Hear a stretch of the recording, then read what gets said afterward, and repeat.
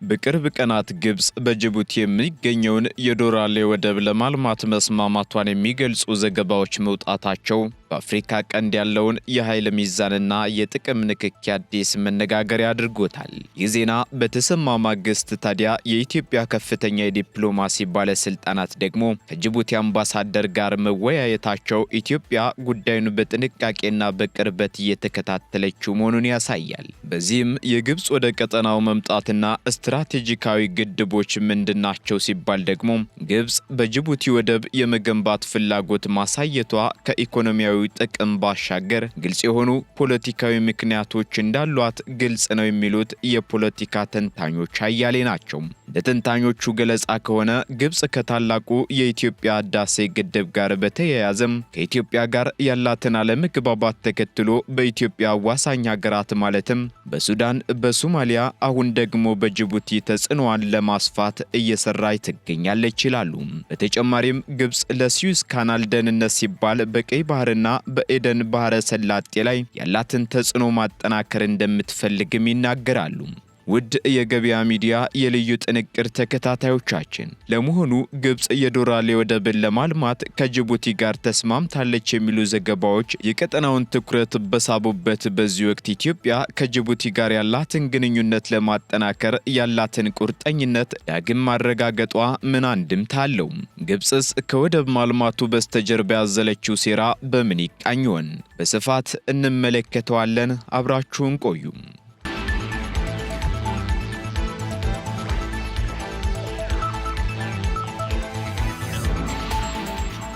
ግብጽ በጅቡቲ ስትራቴጂካዊ የባህር ወደቦችን ለማልማት ተስማምታለች የሚሉ ዘገባዎች ከፍተኛ ትኩረት ባገኙበት ወቅት ኢትዮጵያ ከጅቡቲ ጋር ያላትን የሁለትዮሽ ግንኙነት ለማጠናከር ያላትን ቁርጠኝነት ዳግም ማረጋገጧ ተሰምቷል። ይህ አሁን የሚስተዋለው በአፍሪካ ቀንድ ያለው የፖለቲካዊ ውጥረት ታዲያ በአዲስ መልክ እየተለዋወጠ ባለበት በዚህ ወቅትም ግብጽ የዶራሌ ወደብን ለማልማት ከጅቡቲ ጋር ተስማምታለች የሚለው ዜና የቀጠናውን የኃይል ሚዛን የሚፈትን ሆኖ ተገኝቷል።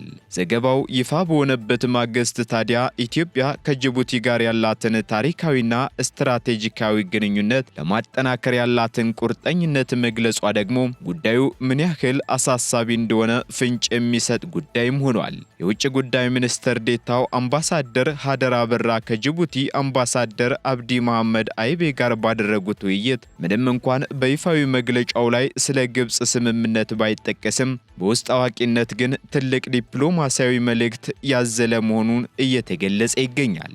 ግብጽ በታሪኳ ለመጀመሪያ ጊዜ ወደ ቀይ ባህርና ወደ ኤደን ባህረ ሰላጤ አዋሳኝ ሀገራት የምታደርገው ይህ ጉልህ እንቅስቃሴም ከታላቁ የኢትዮጵያ ህዳሴ ግድብ ውዝግብ ጋር በቀጥታ የተያያዘ ስለመሆኑ አያጠያይቅም። ካይሮ በአባይ ጉዳይ ላይ ያላትን ተሰሚነት ለማሳደግና ኢትዮጵያን በጎረቤት ሀገራት በኩል ለመክበብ የምታደርገው ጥረትም አዲስ ምዕራፍ ላይ የደረሰም ይመስላል። በዚህም የዶራሌ ወደብን ለማልማት የምታሳየው ፍላጎት ከኢኮኖሚያዊው ጠቀሜታው ይልቅ ስትራቴጂካዊው ፋይዳው ያመዝናል ይላሉ የፖለቲካ ምሁራኑ። ጅቡቲ ለኢትዮጵያ ዋነኛ የንግድ በር በመሆኗ ግብጽ በዚህ ወሳኝ መስመር ላይ እጇን ማስገባቷ ደግሞ በኢትዮጵያ ላይ ከፍተኛ የፖለቲካና የኢኮኖሚ ጫና የመፍጠር አቅም እንደሚሰጣትም አያጠያይቅም። ይህ ደግሞ አዲስ አበባን ወደ ከፍተኛ ጥንቃቄና ዲፕሎማሲያዊ እንቅስቃሴ እንድትገባም አስገድዷታል። ታዲያ ኢትዮጵያ ከጅቡቲ ጋር ያላት ግንኙነት በንግድ ብቻ የተገደበ ሳይሆን በህልውና የተሳሰረ መሆኑና ሀገሪቱ ከ90 በመቶ በላይ የገቢና የወጪ ንግዷን የምታከናውነው በጅቡቲ ወደቦች በኩል መሆኑ የማይካድ ሀቅ ነው። ስለሆነም ማንኛውም በጅቡቲ ወደቦች ላይ የሚደረግ የባዕድ ሀገር ጣልቃ ገብነት ደግሞ ለኢትዮጵያ ብሔራዊ ደህንነት ቀጥተኛ ስጋት መሆኑ አይቀሬ ነው።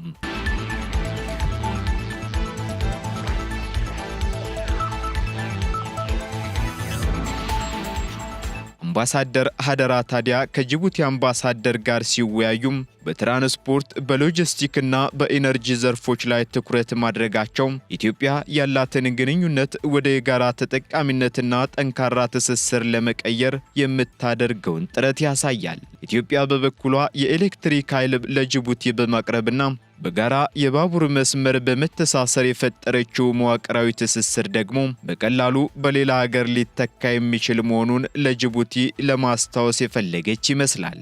በሌላ በኩል ደግሞ ጅቡቲ የምትከተለው የሁሉንም የማስተናገድ ፖሊሲ ለቀጠናው አዲስ ስጋትና እድል ደቅኗል የሚሉም አሉ። ጅቡቲ ቀድሞውኑ የአሜሪካ፣ የፈረንሳይ፣ የቻይናና የጃፓን ወታደራዊ ካምፖችን ያስተናገደች ሀገር እንደመሆኗ አሁን ደግሞ ግብፅን ወደ ወደብ ልማት መጋበዟ ተጨማሪ ገቢንና ዲፕሎማሲያዊ ጥቃትን ለማግኘት የታለመ ሊሆን ይችላል የሚል ግምትም ያስቀምጣሉ። ሆኖም ይህ ውሳኔ በኢትዮጵያና በግብፅ መካከል ያለውን ፍጥጫ ወደ ደጃፏ ሊያመጣው እንደሚችል ደግሞ ስጋቶች ያሉ ቢሆንም ጅቡቲ በኢትዮጵያ ላይ ያላትን የኢኮኖሚ የበላይነት በመጠቀም ደግሞ ከግብፅ ጋር የምታደርገው ስምምነት በኢትዮጵያ በኩል ከጀርባ እንደመውጋት ተቀይሮ ግንኙነቱን እንዳያሻክረው ትልቅ ጥንቃቄን ይጠይቃል። የግብፅ እንቅስቃሴ ከሶማሊያ ጋር ካደረገችው የደህንነት ስምምነት ጋር ተያይዞ ሲታይ ደግሞ ጉዳዩ ይበልጥ ግልጽ ይሆናል። ኢትዮጵያ ከሶማሌላንድ ጋር የተፈራረመችው የመግባቢያ ሰነድ ግብፅን ወደ ቀጠናው እንድትመጣ ትልቅ ሰበብ እንደሆነም ይነገራል። ታዲያ ግብፅ ከሶማሊያ ቀጥሎ አሁን ደግሞ በጅቡቲ በኩል እግሯን ለማስገባት መሞከሯ ኢትዮጵያን በባህር በር ጉዳይ ላይ አጣብቂኝ ውስጥ የመክተት ስትራቴጂ አካል ነው እየተባለም ይገኛል። በተጨማሪም ይህ እንቅስቃሴ ኢትዮጵያ በቅርቡ የጀመረችውን የራሷን የባህር በር የማግኘት ጥረት ለመደገፍ የታለመ እንደሆነም እየተነሳ ነው።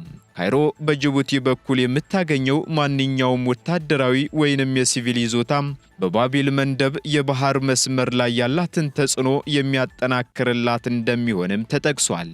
ይህ በእንዲህ እንዳለ ታዲያ የኢትዮጵያ የውጭ ጉዳይ ሚኒስትር ይፋዊ መግለጫ ስለ ግብፅ ስምምነት ምንም አለማንሳቱ ደግሞ የዝምታ ዲፕሎማሲን መምረጡን ያሳያል። ሆኖም የሁለቱ ሀገራት ከፍተኛ ባለስልጣናት መገናኘታቸው ብቻውን ኢትዮጵያ ሁኔታውን በቅርበት እየተከታተለች መሆኑን የሚጠቁምም ሲሆን አዲስ አበባ ከጅቡቲ ጋር ያላትን ልዩ ግንኙነት ደጋግማ መጥቀሷም ጅቡቲ በታሪካዊና በጂኦግራፊያዊ ትስስር ምክንያት ከኢትዮጵያ ጎን እንድትቆም የቀረበ ጥሪ ተደርጎም ሊወሰድ እንደሚችል የፖለቲካ ተንታኞች ያስረዳሉ።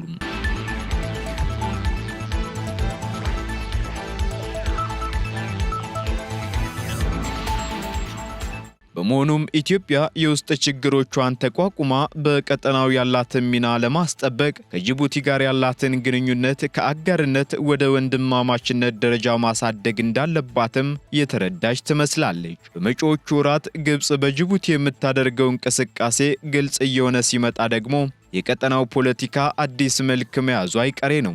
ኢትዮጵያ ከጅቡቲ ጋር ያላትን የንግድ ልውውጥ ከማሳደግ ባለፈም የጋራ የደህንነትና የኢኮኖሚ ቀጠና ለመፍጠር የምታደርገው ጥረት ደግሞ የግብፅን ተጽዕኖ ለመቀነስ ብቸኛው አማራጭ ሊሆን ይችላል።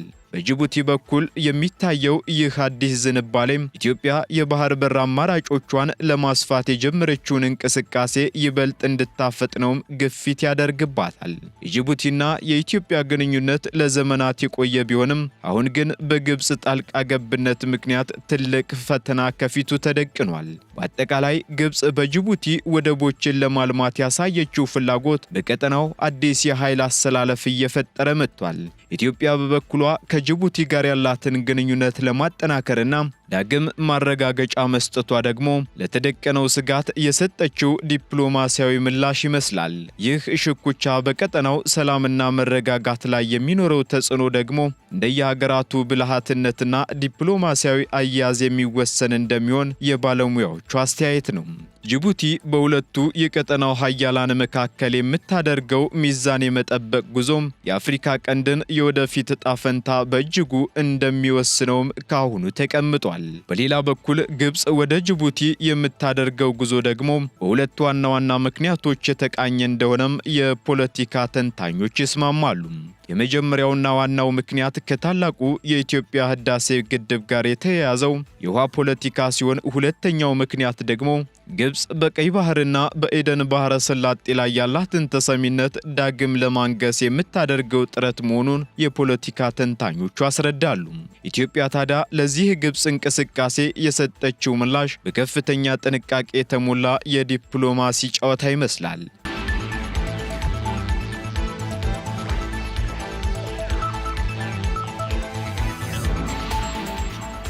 የተከበራችሁ የገበያ ሚዲያ የልዩ ጥንቅር ተከታታዮቻችን ወደ እናንተ ልናደርስ የወደድነው የግብጽ የዶላር ወደብን ለማልማት ከጅቡቲ ጋር ተስማምታለች የሚሉ ዘገባዎች የቀጠናውን ትኩረት በሳቡበት በዚህ ወቅት የኢትዮጵያ ምላሽ ምን ይመስላል የሚለው ፕሮግራማችን ይህ እስካሁን ስትከታተሉት የቆያችሁትን ይመስል ነበር።